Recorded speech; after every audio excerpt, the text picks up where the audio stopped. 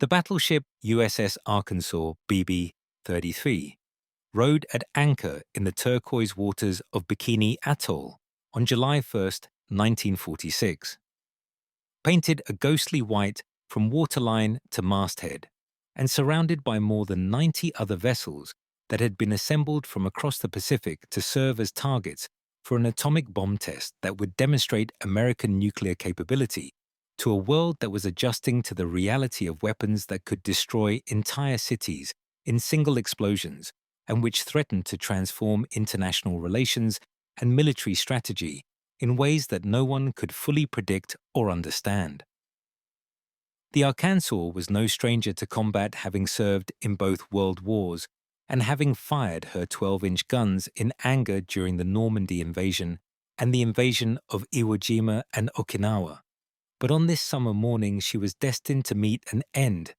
that was stranger and more surreal than anything her builders had imagined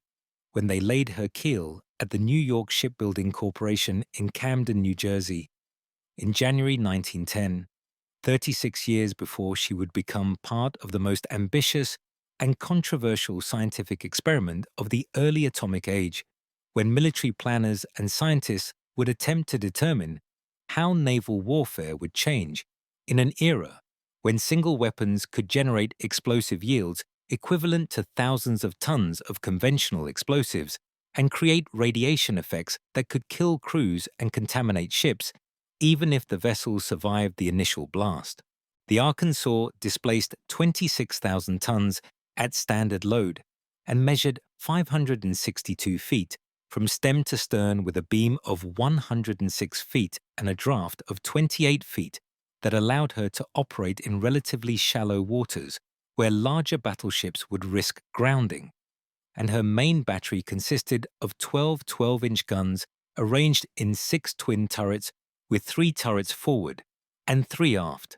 an arrangement that was already obsolete by the time she was commissioned in September 1912, because newer battleships were being built with larger guns and more efficient turret layouts that concentrated firepower along the centerline,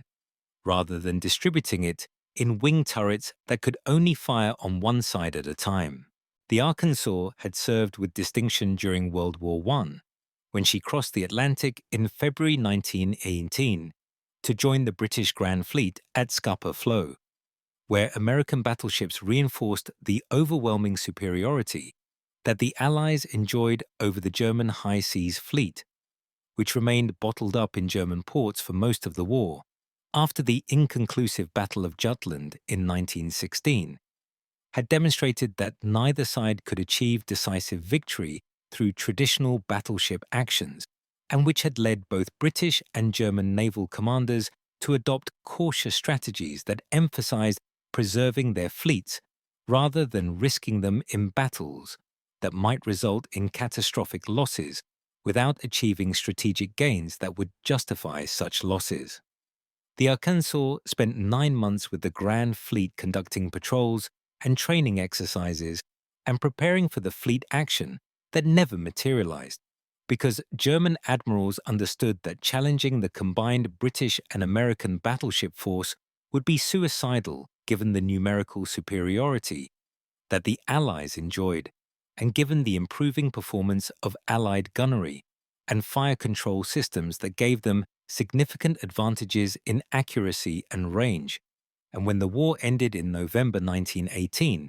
the Arkansas participated in the escort of German warships that surrendered and were interned at Scapa Flow pending final disposition under the terms of the Versailles Treaty. The Arkansas returned to the United States in December 1918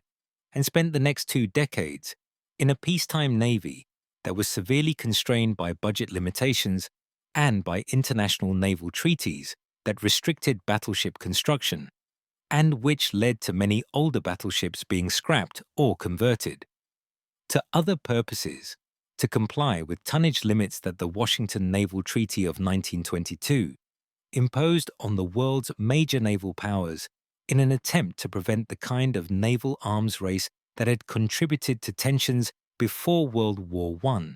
and which threatened to bankrupt nations that were attempting to recover from the economic devastation that the war had inflicted. The Arkansas survived these reduction programs because she was newer than many other American battleships and because her modernization potential made her more valuable than older ships that would have required extensive reconstruction to bring them up to contemporary standards of protection and firepower. And during the 1920s and 1930s, she underwent multiple overhauls that replaced her coal-burning propulsion system with oil-fired boilers that were more efficient and cleaner, and which eliminated the need for the hundreds of sailors who had been required to shovel coal into boiler furnaces during the days when coal was the standard fuel for naval vessels. The modernization programs also upgraded the Arkansas's anti-aircraft defenses, because the lessons of World War I and the rapid development of military aviation during the 1920s and 1930s had made it clear that aircraft posed an increasingly serious threat to surface ships, and that effective anti-aircraft armament would be essential for battleship survival in future conflicts. And the Arkansas received multiple 5-inch dual-purpose guns that could engage both surface targets and aircraft, plus numerous smaller caliber automatic weapons, including 40mm Bofors guns and 20mm Oerlikon cannon that provided close-range defense against low-flying aircraft that penetrated the outer defensive perimeter created by the longer-range 5-inch weapons. These modernizations kept the Arkansas relevant as a combat unit, despite her age, and despite the fact that her 12-inch main battery was significantly less powerful than the 14-inch and 16-inch guns that equipped newer battleships that were being commissioned during the late 1930s, when the expiration of naval treaty restrictions allowed major powers to resume battleship construction and to build ships that were larger and more powerful than anything that had been constructed during the treaty period. When World War II began in September 1939, the Arkansas was assigned to neutrality patrol duties in the Atlantic, where she conducted surveillance operations intended to monitor belligerent naval forces and to protect American shipping from interference by warships from nations that were at war. And she continued these patrols after the United States entered the war in December 1941, following the Japanese attack on Pearl Harbor that destroyed or damaged most of the Pacific Fleet's battleships, and which forced the Navy to shift older battleships like the Arkansas to the Atlantic Theater, where they could escort convoys and support amphibious operations, while the Pacific Fleet rebuilt its battleship force with new construction and with repaired ships that had been damaged at Pearl Harbor, but which could be salvaged and returned to service. The Arkansas participated in the invasion of Normandy in June 1944, where she provided naval gunfire support for American troops landing on Omaha and Utah beaches, firing hundreds of 12-inch shells at German fortifications and troop concentrations and artillery positions that were attempting to repel the invasion, and her guns proved highly effective despite their relatively small caliber compared to the 14-inch and 16-inch weapons that other battleships carried, because the German defenses in Normandy were vulnerable to sustained bombardment, and because the Arkansas's experienced gun crews could achieve high rates of accurate fire that kept German defenders pinned down and unable to concentrate effective resistance against the American troops who were fighting to establish beachheads and push inland from the coast. The Arkansas remained in European waters through the summer of 1944,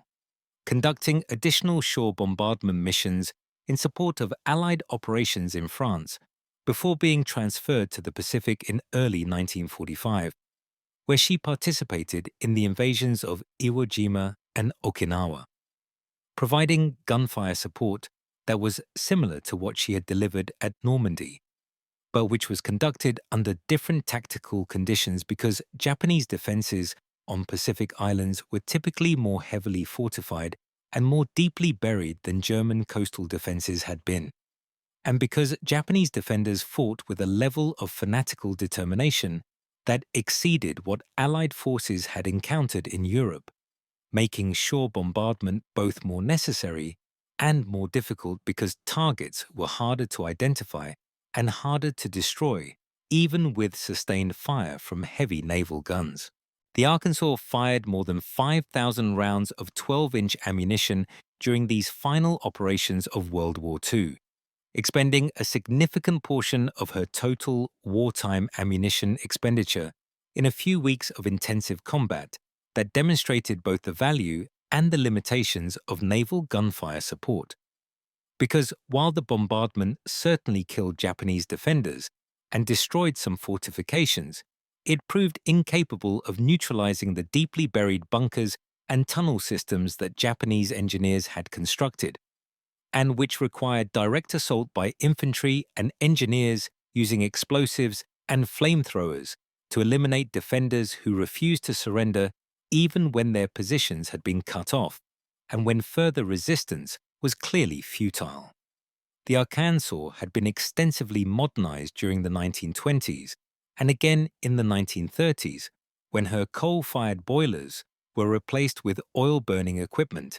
and when her anti-aircraft armament was upgraded to include multiple 5-inch guns and dozens of 40mm and 20mm cannon that gave her the ability to defend herself against aerial attack. But by 1945, she was clearly obsolescent, and her future in a peacetime navy that was being dramatically reduced in size was uncertain at best and non-existent at worst. The decision to use the Arkansas as a target ship in Operation Crossroads was made in early 1946, when Navy planners were searching for vessels that could be spared from the active fleet and which would provide useful data about how different types of ships would respond to atomic weapons. And the Arkansas fit this criteria perfectly because she was old enough to be expendable but young enough to have been modernized sufficiently that her construction and protection schemes were similar to those of more modern battleships, whose response to nuclear effects would be of great interest to naval architects and weapons designers, who were attempting to understand whether surface navies had any future in an atomic age, or whether aircraft carriers and submarines carrying atomic weapons would render traditional surface combatants obsolete. The Arkansas was formally decommissioned on July 29, 1946, 4 weeks after participating in the first Crossroads test designated Able, which involved an air-dropped atomic bomb that detonated 520 feet above the target. Fleet, and which produced spectacular effects but which proved less destructive than planners had anticipated. Because the bomb missed its intended aim point by several hundred yards and therefore subjected most target ships to blast and thermal effects that were significantly reduced compared to what they would have experienced if the weapon had detonated at the planned location directly over the target array. The preparation of the target fleet for Operation Crossroads had required months of work by Navy personnel and civilian technicians who had to tow or steam more than 90 vessels from various locations across the Pacific to Bikini Atoll, where they were anchored in carefully calculated positions relative to the planned ground zero of the atomic explosions, with ships of different types and sizes distributed at various distances and orientations to allow scientists to collect data about how blast effects and radiation effects varied with distance and angle and ship configuration. The selection of Bikini Atoll as the test site had been made after extensive surveys of potential locations across the Pacific, identified the atoll as meeting the specific requirements that Operation Crossroads imposed, including sufficient water depth to accommodate large ships,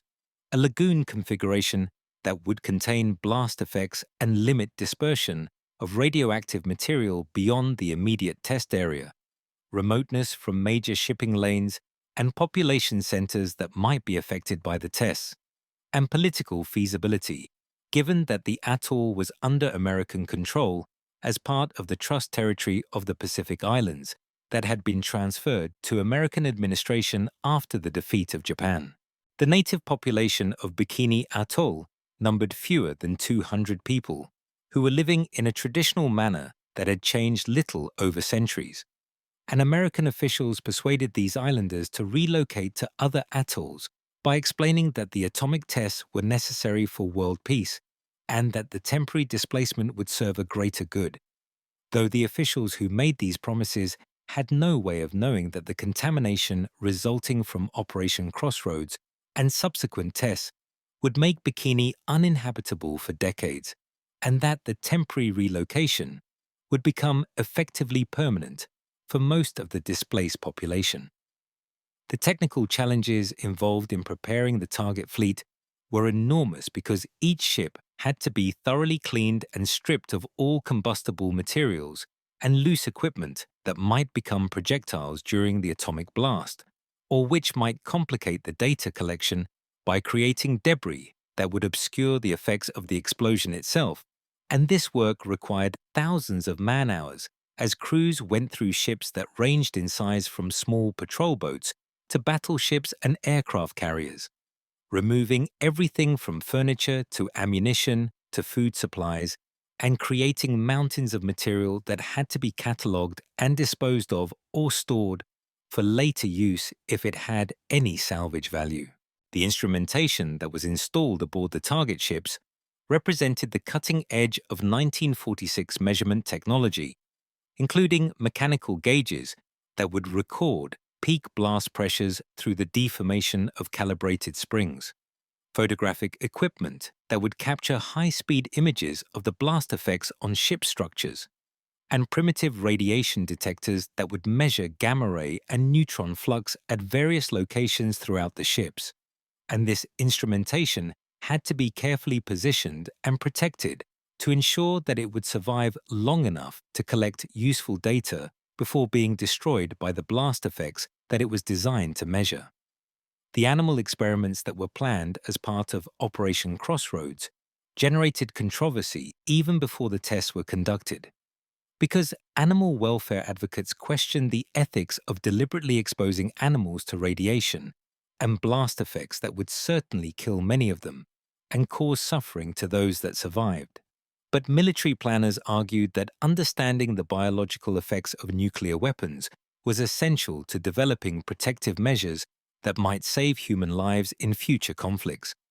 and that animal testing was the only practical way to collect this data without exposing human subjects to unacceptable risks. The animals were placed in various locations aboard the target ships, ranging from exposed positions on weather decks, where they would receive maximum radiation exposure, to protected positions deep within ship structures, where shielding might reduce radiation levels sufficiently to allow survival.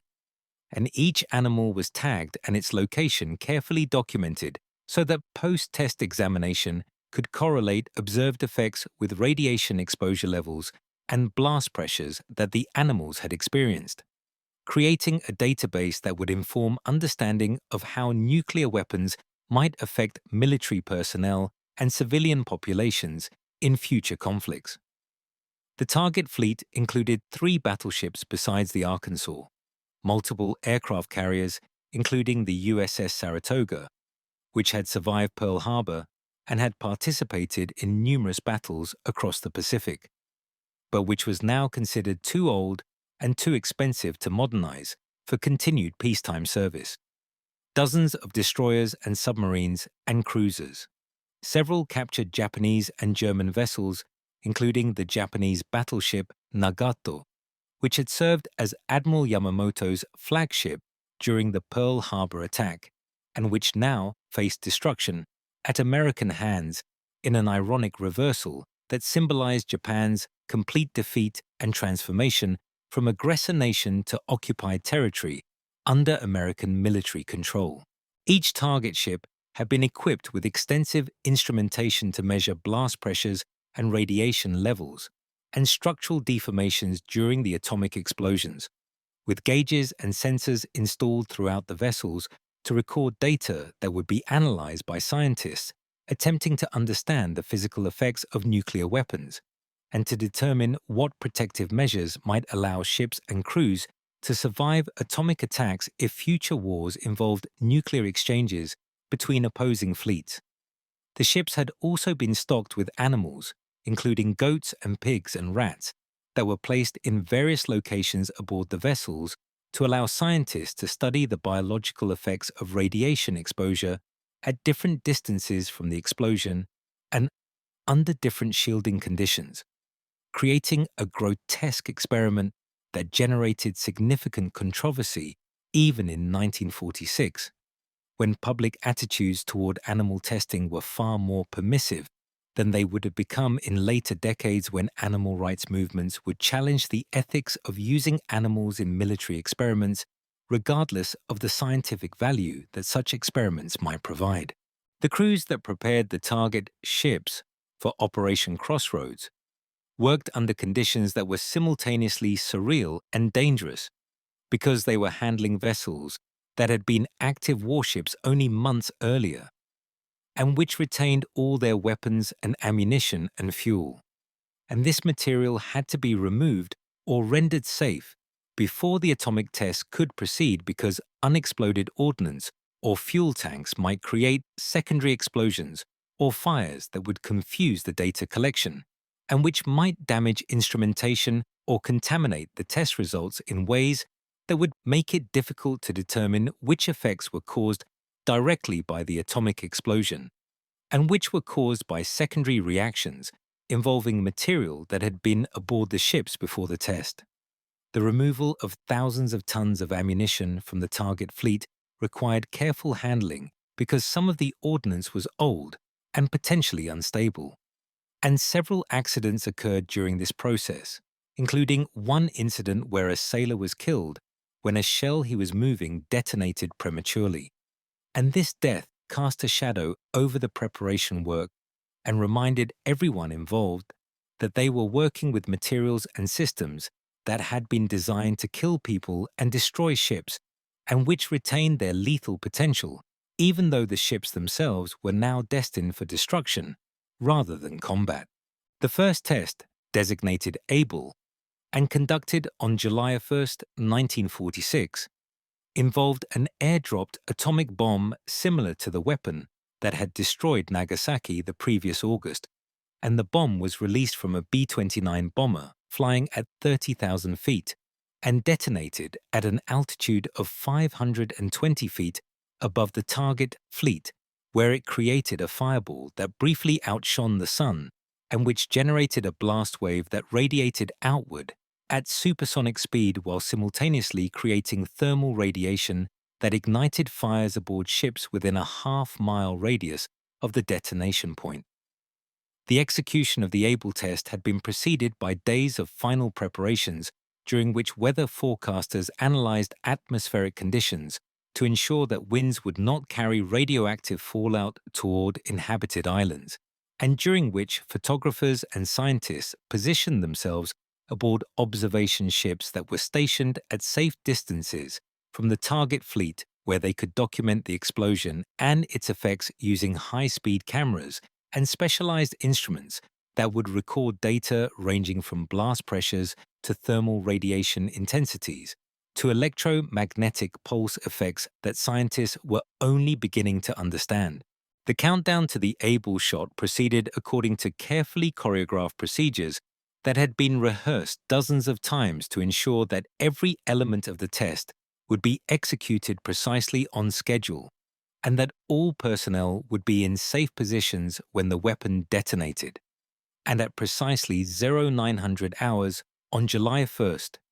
the B-29 bomber designated Dave's Dream released the atomic bomb from its bomb bay and banked sharply away from the target area, while the weapon fell toward the fleet below, guided only by gravity and ballistic trajectory, because precision guidance systems that would be developed in later years did not yet exist, and because the bomb had to be released from sufficient altitude to allow the aircraft to escape the blast effects that would extend for miles from the detonation point. The bomb detonated approximately 520 feet above the lagoon at a point that was several hundred yards from the intended aim point. Because the bombardier had made a slight error in calculating the release point, or because winds had pushed the falling weapon off course during its 40-second descent from release altitude to detonation altitude. And this missed distance significantly reduced the damage to the target fleet because ships that would have been destroyed if the weapon had detonated at the planned location were instead subjected to blast overpressures and thermal radiation that were substantially reduced by the additional distance and by the angular relationship between their positions and the detonation point.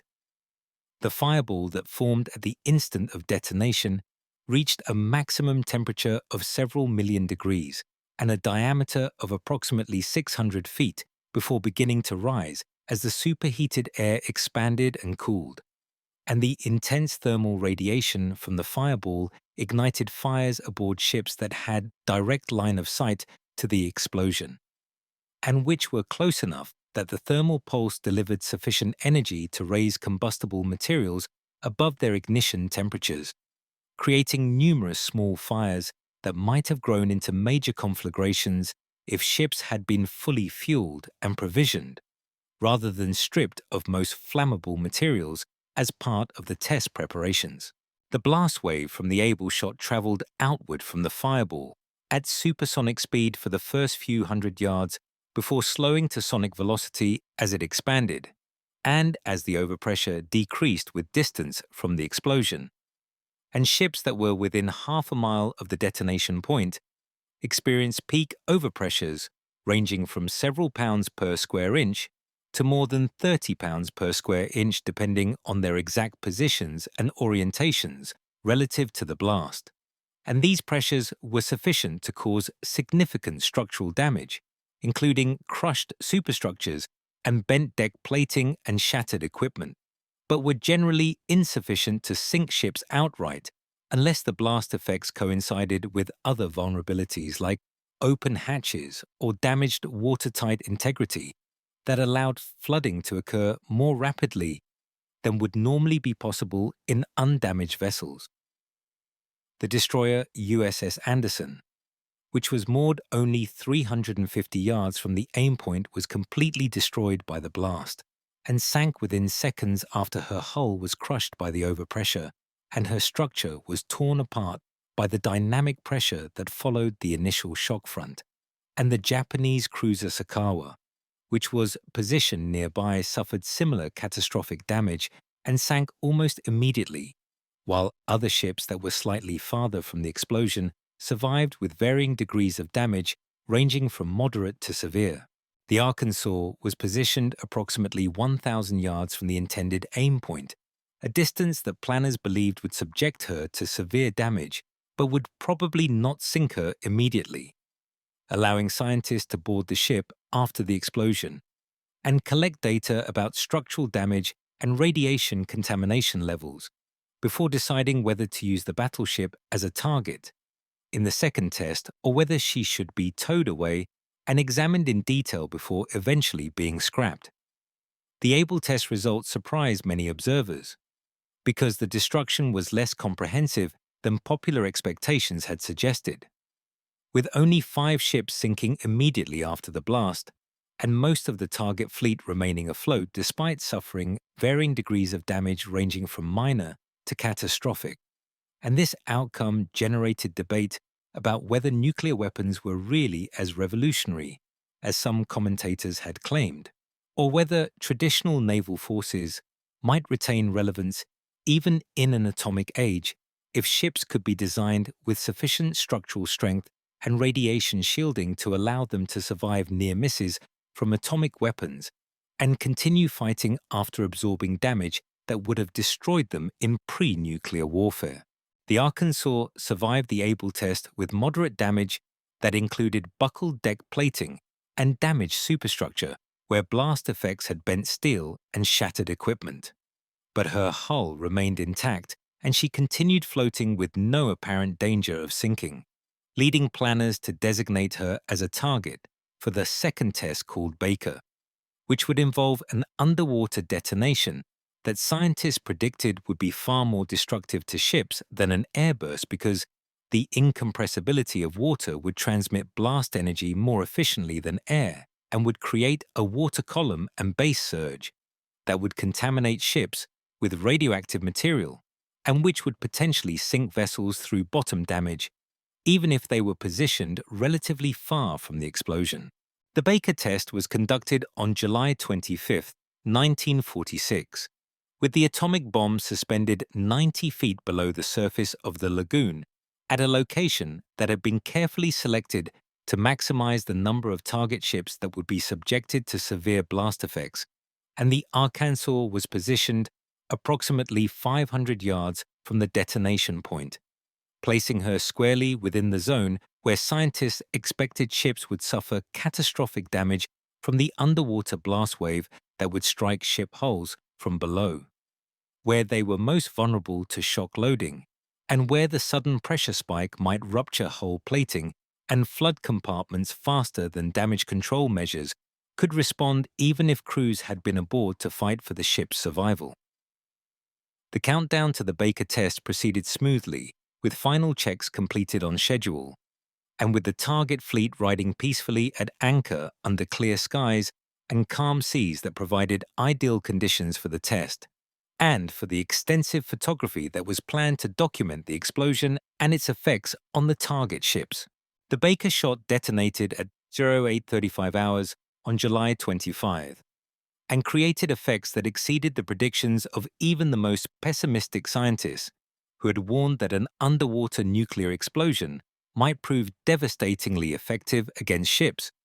as the detonation created a massive water column that rose more than 6,000 feet into the air while lifting millions of tons of seawater and lagoon bottom material that became intensely radioactive after passing through the fireball. And this column collapsed back into the lagoon after several seconds and created a base surge that spread across the surface of the water like a rapidly expanding dome of spray and mist that engulfed ships within a mile of the explosion and deposited radioactive material on their decks and superstructures, and which made these vessels too contaminated to approach safely for days or weeks after the test. The Arkansas was one of 9 ships that sank as a direct result of the Baker explosion, with the battleship disappearing beneath the surface less than 30 seconds after the detonation, when the massive upward thrust of water beneath her hull lifted the 26,000-ton vessel partially out of the water, and then dropped her back into a depression created by the explosion, causing catastrophic structural failure that broke her back and opened her hull to flooding that sent her to the bottom of the lagoon in less than 1 minute, while observers aboard support ships watched in stunned silence as a battleship that had survived 2 world wars simply ceased to exist in the time it takes to complete a single breath. The destruction of the Arkansas and the other ships that were sunk or severely damaged by the Baker test provided dramatic evidence that underwater nuclear explosions posed extraordinary dangers to surface ships, and that traditional concepts of naval warfare based on guns and armor and tactical maneuvering might be rendered obsolete by weapons that could destroy entire fleets in single attacks without requiring the kind of sustained combat that had characterized naval battles throughout history, from the Age of Sail through World War II. The data collected during Operation Crossroads influenced naval architecture and strategic planning for decades after the tests were completed, with designers incorporating features intended to improve ships' resistance to nuclear effects, including strengthened hulls and improved watertight integrity and sophisticated damage control systems, while strategists debated whether surface fleets had any role in nuclear warfare, or whether submarines and aircraft carrying atomic weapons would dominate future conflicts in ways that made traditional surface combatants as obsolete as wooden sailing ships had become after the introduction of steam propulsion and explosive shells in the 19th century. The radiation contamination that resulted from the Baker test proved to be even more problematic than the immediate blast effects, because many ships that survived the explosion were so heavily contaminated with radioactive material that they could not be safely boarded by decontamination crews, and these vessels remained anchored in the lagoon for months, while their radioactivity gradually decreased through natural decay processes. And eventually, most of these contaminated ships were towed to deep water and scuttled because the cost and risk of decontaminating them exceeded their value as potential museum ships or as sources of scrap metal that might have been recycled if the material had not been radioactively contaminated. The USS Saratoga, which had been one of the Navy's first aircraft carriers and which had fought throughout the Pacific War, sank several hours after the Baker test from flooding that could not be controlled because her hull had been breached in multiple locations by the shockwave, and her loss was mourned by Navy veterans who had served aboard her and who felt that she deserved a better end than being destroyed in a test rather than being preserved as a museum ship that would commemorate the carrier's service and the sacrifices of the men who had fought aboard her during the desperate, early battles of the Pacific War, when American carriers were all that stood between Japanese naval forces and the American West Coast. The Bikini Atoll tests had broader implications beyond their immediate impact on naval strategy and ship design, because Operation Crossroads represented one of the first attempts to understand the environmental and health consequences of nuclear weapons testing, in ways that went beyond the immediate destruction caused by blast and heat, and the long-term contamination of Bikini Atoll, and the displacement of the native population that had been relocated to allow the test to proceed, raise ethical and practical questions about the costs and benefits of nuclear testing that would become increasingly prominent in subsequent decades as the health effects of radiation exposure became better understood, and as public opposition to atmospheric nuclear testing grew in response to concerns about fallout and long-term environmental damage. The Bikini Islanders, who had been persuaded to leave their homes temporarily to allow the test to proceed,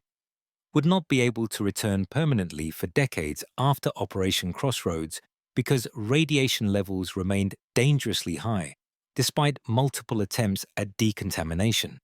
And this displacement created lasting resentment and legal disputes that continued well into the 21st century,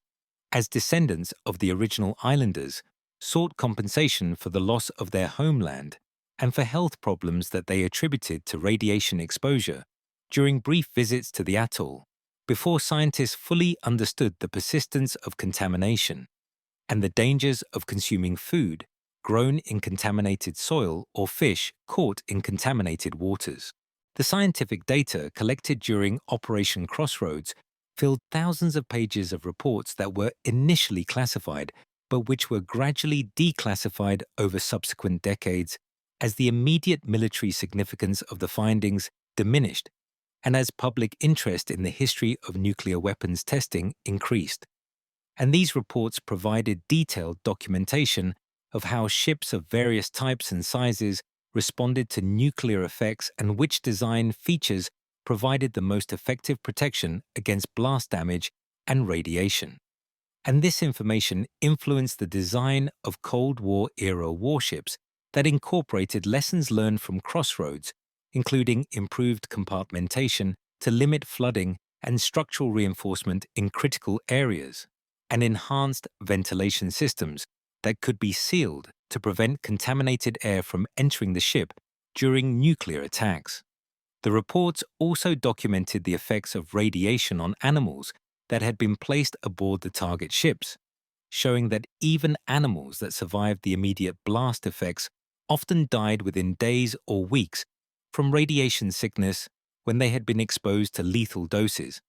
And this data contributed to understanding of how nuclear weapons might affect military personnel and civilian populations in future conflicts, and which protective measures might reduce casualties if nuclear weapons were employed in combat rather than test conditions. The story of the Arkansas, from her commissioning in 1912 to her destruction at Bikini Atoll in 1946,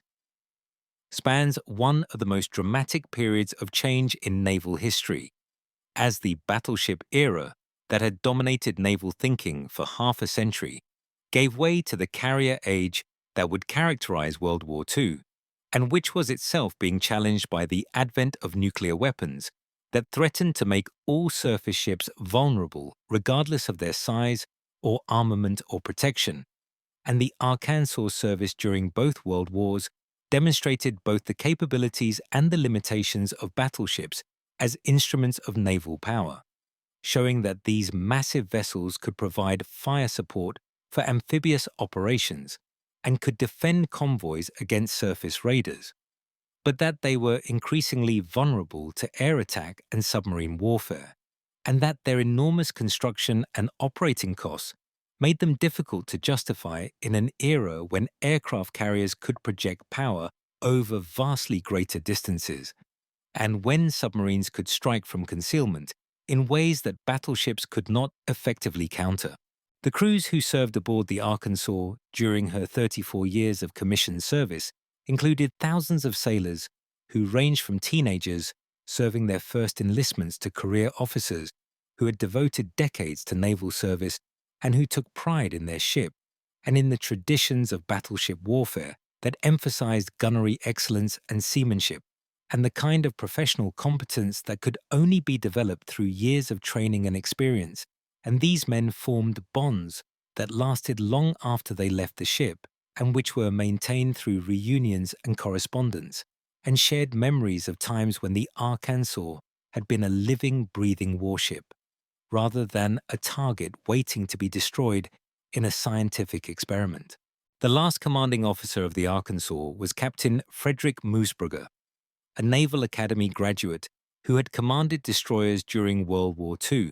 and who had the melancholy duty of overseeing the battleship's preparation for Operation Crossroads, and who witnessed her destruction from a support ship several miles from the test site. And Moosbrugger later wrote that watching the Arkansas sink after the Baker test was one of the saddest moments of his career, because the ship represented decades of naval tradition, and because her end in an atomic explosion seemed to symbolize the obsolescence of everything that battleships had represented during the era when they had been the most powerful weapon systems in existence, and when naval power had been measured primarily by the number and size of battleships that a nation could deploy. The legacy of Operation Crossroads extends far beyond the immediate destruction of the Arkansas and the other target ships, because the tests established precedents and procedures for nuclear weapons testing that would be followed during hundreds of subsequent atmospheric tests conducted by the United States and other nuclear powers during the Cold War. And the scientific data collected during Crossroads contributed to understanding of nuclear effects that informed weapons design and strategic planning and civil defense preparations throughout the nuclear age, when the possibility of nuclear war shaped international relations and military doctrine in ways that would have been unimaginable before the atomic bombs dropped on Hiroshima and Nagasaki, demonstrated that human beings had developed the capability to destroy civilization through weapons whose power derived from manipulating the fundamental forces that held atomic nuclei together. The Crossroads tests also demonstrated the enormous logistical and technical challenges involved in conducting large-scale nuclear tests, requiring the coordination of thousands of military personnel and civilian scientists, and the deployment of extensive instrumentation and support equipment to remote locations where the tests could be conducted away from populated areas, but where the results could still be observed and measured with sufficient precision to generate scientifically valid data that would advance understanding of nuclear weapons effects and inform decisions about how these weapons might be employed in future conflicts if deterrence failed, and if nuclear warfare became reality rather than theoretical possibility. The environmental consequences of Operation Crossroads and the subsequent nuclear tests conducted at Bikini Atoll and other Pacific test sites would not be fully understood for decades after the tests were completed, as scientists gradually recognized that radioactive contamination persisted far longer than had been anticipated, and that the ecological damage extended beyond the immediate test sites to affect marine life and ocean currents across vast areas of the Pacific, where radioactive material dispersed through natural processes and where it entered food chains and accumulated in organisms that were consumed by fish and marine mammals and eventually by human populations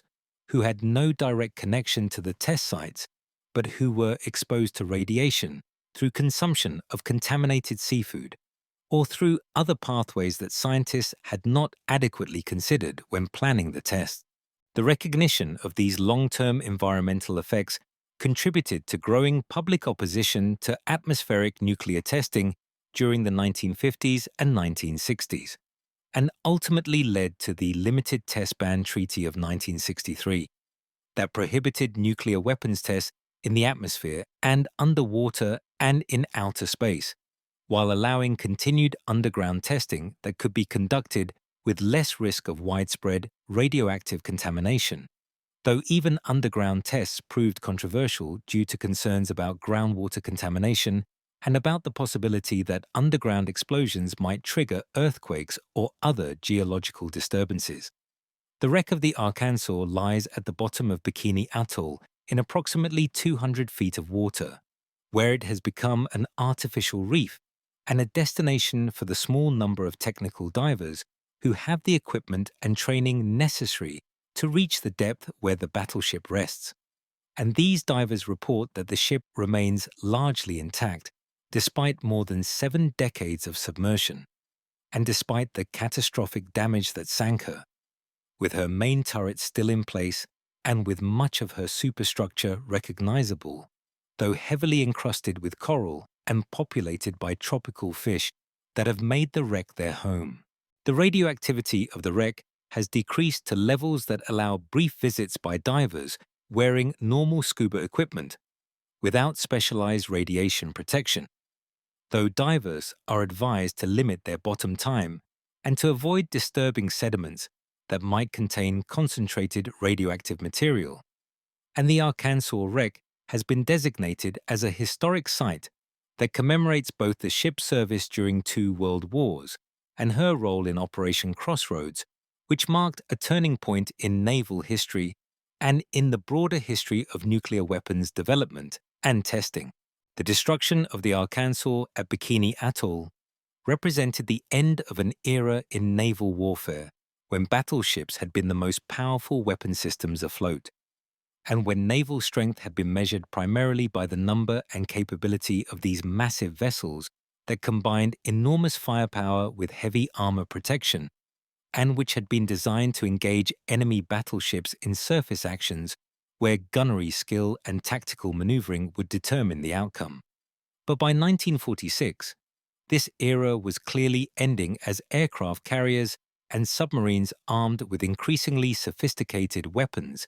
demonstrated that they could destroy battleships without ever coming within range of the battleship's guns. And the advent of nuclear weapons accelerated this transformation by threatening to make all surface ships vulnerable to destruction in single attacks that could not be defended against using traditional means, and which raised fundamental questions about whether surface fleets had any future role in warfare, or whether submarines carrying nuclear weapons would dominate naval combat in ways that rendered surface vessels as obsolete as cavalry had become after the introduction of machine guns and barbed wire in World War I had demonstrated that mounted troops could not survive on battlefields dominated by automatic weapons and modern artillery.